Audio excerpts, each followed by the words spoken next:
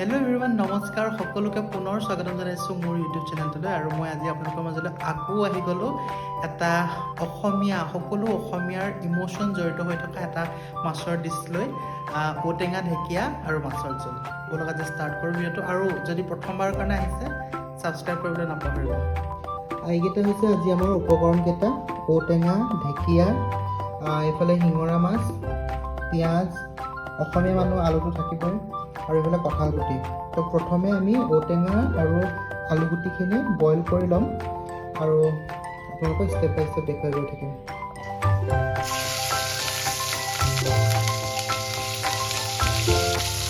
হ'ব লাগিছিলে ঔটেঙা, ঢেকীয়া, পুঠি মাছৰ জোল, কিন্তু আজি আমাৰ হৈ আছে শিঙৰা মাছৰ জোল।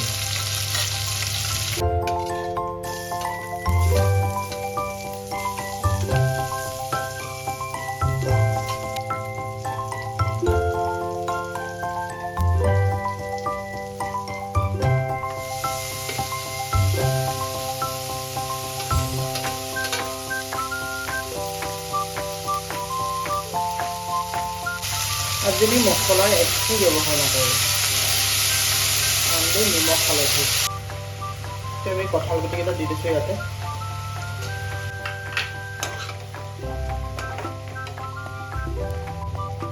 এতিয়া ঢেকীয়াখিনি অকণমান লেৰেলি যোৱাৰ লগে লগে আমি আমাৰ বইল কৰি থোৱা ঔটেঙা আৰু আলু গুটিখিনি দি দিম, আৰু লগতে মাছখিনি দি উতলিবলৈ দিম। সিমানেই আৰু।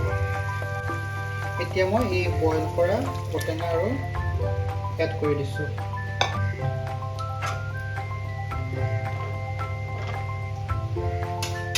এতিয়া অলপ পানী দি দিম।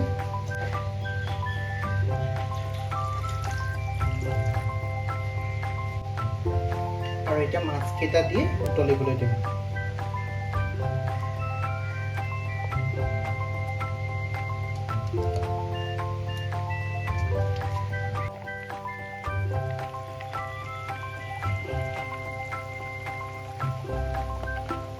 আমাৰ আজি থালি ৰেডি হৈ গ'ল। মাছ ফ্ৰাই, পটল ফ্ৰাই, আৰু ইয়াৰ ঔটেঙা, ঢেকীয়াৰ জোল ভাত।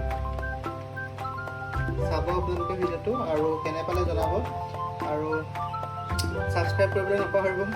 আহিছোঁ। Thank you so' very much.